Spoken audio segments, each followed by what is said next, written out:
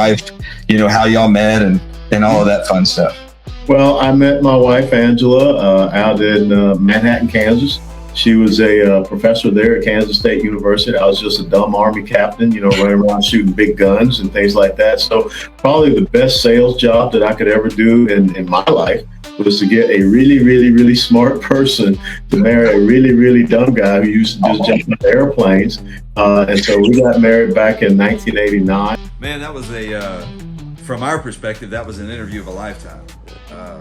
At least in my view, I am utterly honored to have shared a little over an hour's worth of lifetime with someone who has experienced more life than probably I'll ever know, who has led thousands of men into battle successfully, right. Who has raised and carried legacy of being raised of a great conservative Black American family. It was just an enormous honor. It's hard to even put it into words. Right. I share very similar things. This is a man who represents so much of the character that I think our country is meant to aspire to. And he embodied it, his family embodied it, he embodied it, and now he's doing the one thing I think we're all called to do, which is pass it on. So what a privilege for us here at our little podcast here, and because he definitely is a purpose-driven person, and so it's just I'm on cloud nine, man. I'm floating. This is good stuff.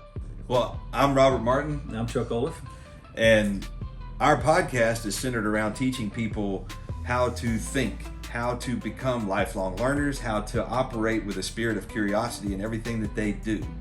And when I say everything that they do, I mean that. Right. Everything that they do, whether it be raising children, pursuing a career, or sitting in a classroom, whatever they may do, but to approach everything with a spirit of learning and curiosity. Yeah. Always performing with the art of the question at the foundation for everything we undertake.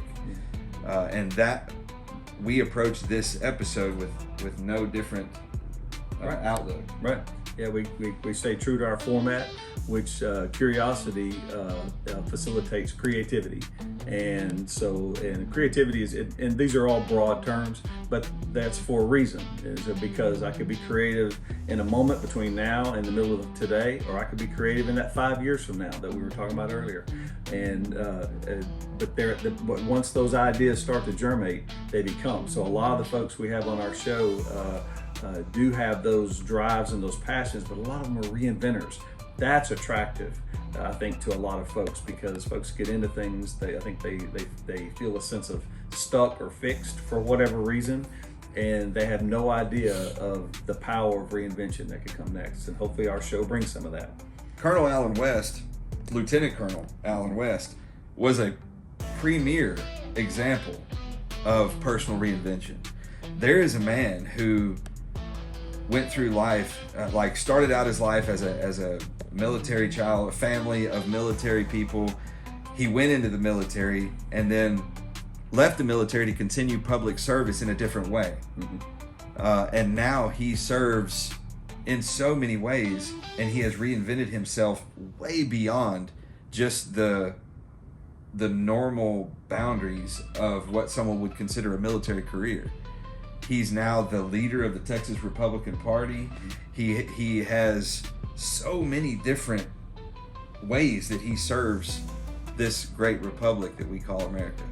Okay, and lastly, so from this great interview, which I thought was great, what is something that each of you have learned from this interview?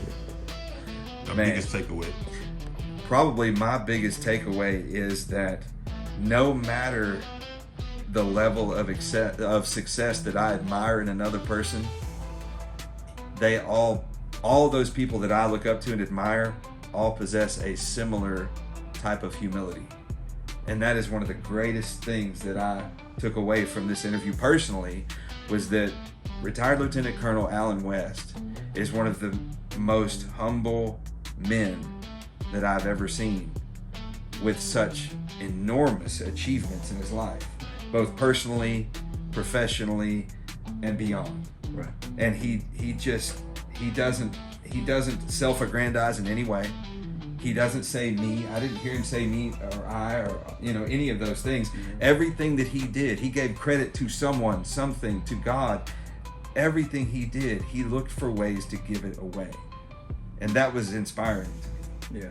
And likewise, I really was impressed that on several occasions throughout the interview, he went back and referred to some of these fundamental truths. Many of them are scripture related, and some or a few other prepared thoughts by some intelligent folks from our history. But he settled on these fundamental truths and basically committed himself to saying, I'm going to apply these in my life every day. I'm going to even look for opportunities to apply them in my life, and then I'm going to look for opportunities to share them with somebody else, whether it's in conversation or some lectureship. That's what he's going to do. And I'm thinking, man, that's what I want to do. I want to develop some fundamental truths, and I think those got heavily influenced today, so that all I could do is the one thing I'm called to do, and that's pass it on.